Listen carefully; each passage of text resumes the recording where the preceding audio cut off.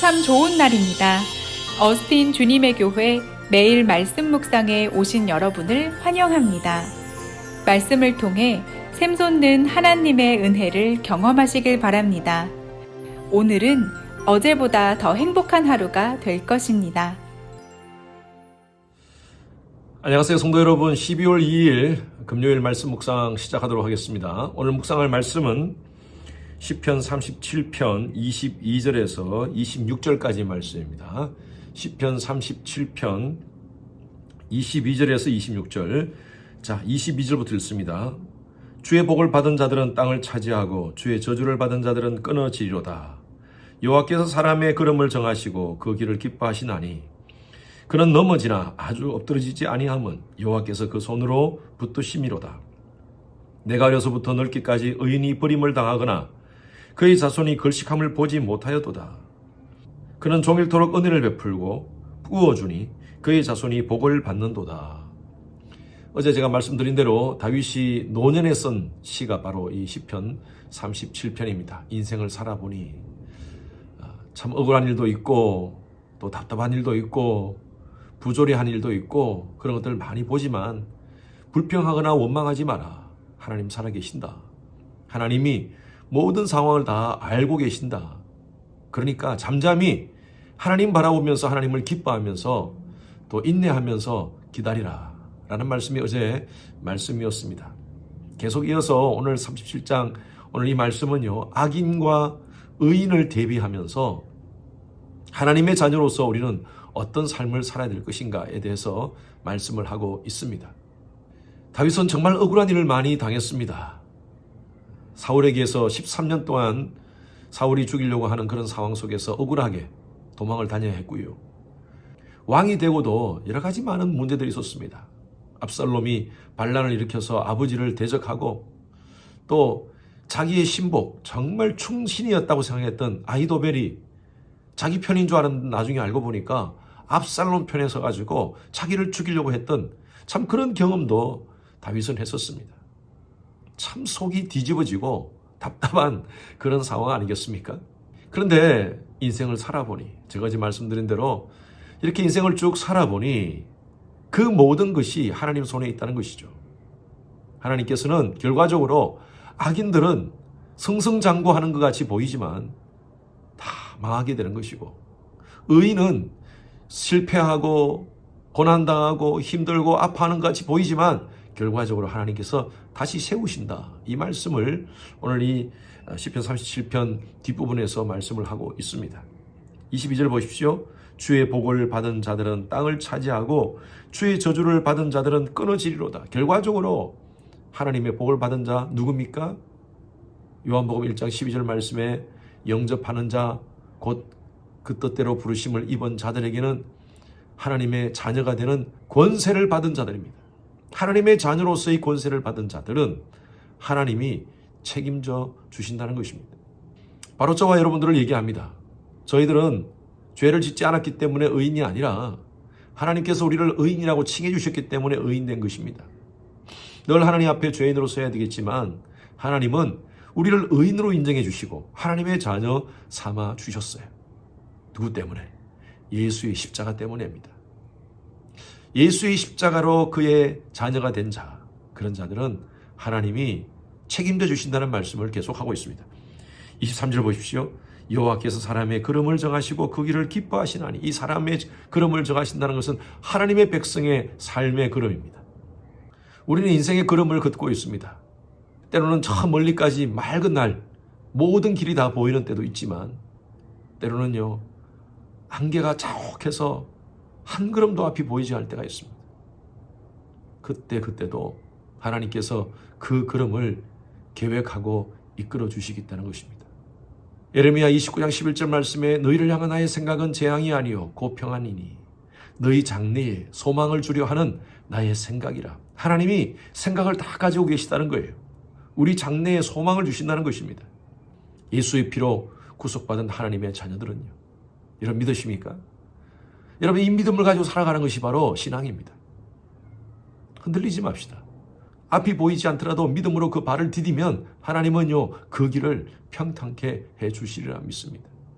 24절 보십시오. 그는 넘어지나 가끔 넘어질 때가 있어요. 실수할 때가 있어요. 실패할 때가 있어요. 그러나 그 다음 말씀 아주 엎드리지 아니하면 여호와께서 그 손으로 붙드시리다. 우리 잘 알고 있는 이사야 41장 10절 말씀 있지 않습니까? 두려워 말라 내가 너와 함께함이라.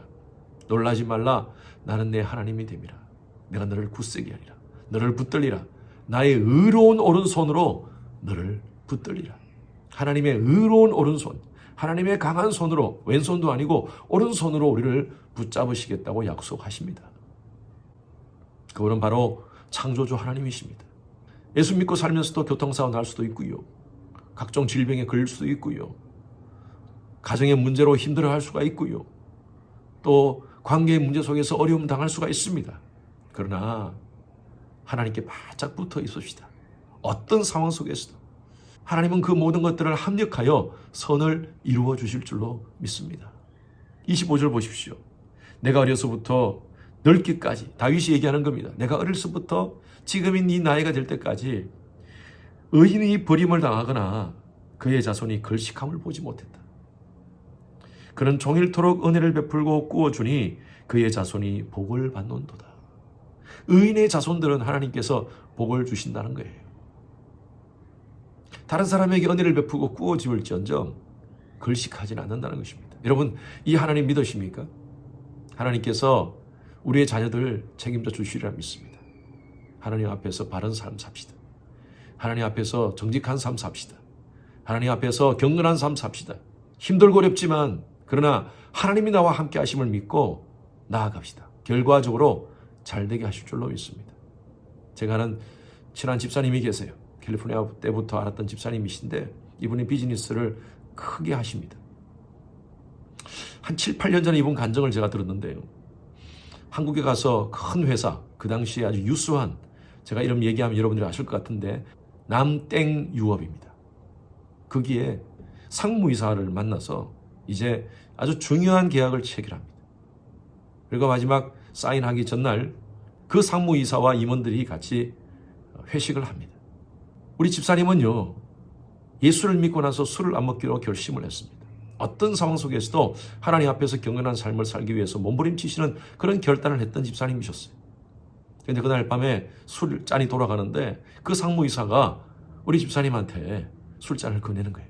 죄송합니다. 제가 술을 먹지 않습니다. 하니까 왜 그래? 한잔 하세요. 죄송합니다. 제가 예수 믿습니다. 신앙인입니다. 라고 또 얘기하니까 요즘 신앙인들 다, 예수 믿는 사람들 다 술 먹는데 왜 그래? 한잔 해요. 안 먹습니다. 라고 큰 소리를 딱 치니까요. 그 상무이사가 화를 팍 내면서 오늘까지 얘기한 거 다 취소해. 계약 다 취소! 하면서 막 그렇게 소리를 지르더랍니다. 그날 밤에 호텔로 돌아오면서 마음이 씁쓸했어요. 그 술 한 잔만 먹었으면 엄청난 계약건이 그대로 성사가 되는 건데 너무 마음이 아팠어요. 그 계약건은 그 다음날 모든 것이 무효되었고요. 취소되었습니다. 그런데 얼마 후에 그 회사가 심각한 문제가 되었습니다. 갑질 사건으로 아실 겁니다. 갑질 사건이 일어나면서 그 회사의 주가가 다 떨어지기 시작하고요.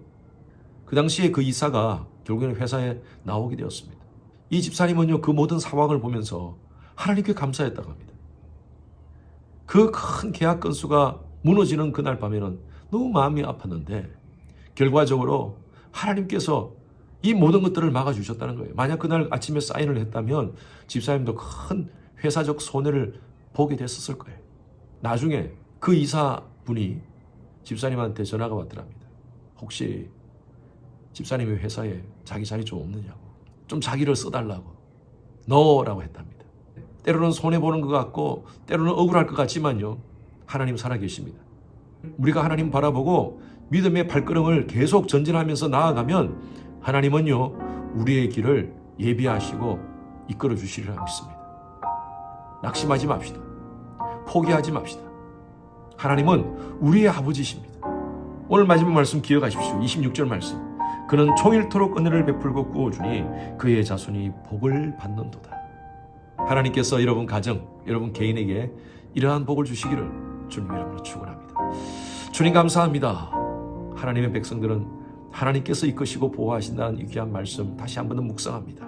주님, 그런 총일토록 은혜를 베풀고 구워주니 그의 자손이 복을 받는도다. 이러한 하나님의 은혜의 복을 받고 믿음으로 살아가는 저희들 되게 하여 주시옵소서. 감사드리며 살아계신 예수 그리스도 이름으로 기도드렸습니다. 아멘. 오늘은 예배를 위해서 기도해 주시기 바랍니다.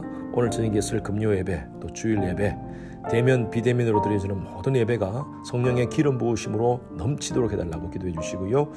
말씀을 준비해서 선포하는 저를 위해서, 또 여러 우리 부교육자들을 위해서 설교 가운데 능력 있게 하나님 말씀이 선포될 수 있도록 해달라고 기도해 주시기 바랍니다. 예배를 준비하시는 여러 우리 봉사자들을 위해서 기도해 주십시오. 미디어, 안내, 찬양, 교사 여러 모습으로 섬기시는 분들, 예배를 섬김을 통하여 은혜 받을 수 있도록 기도해 주시기 바랍니다. 모든 예배자들, 참여하는 모든 예배자들이 신령과 진정으로 하나님께 예배드릴 수 있도록 함께 기도 부탁드립니다.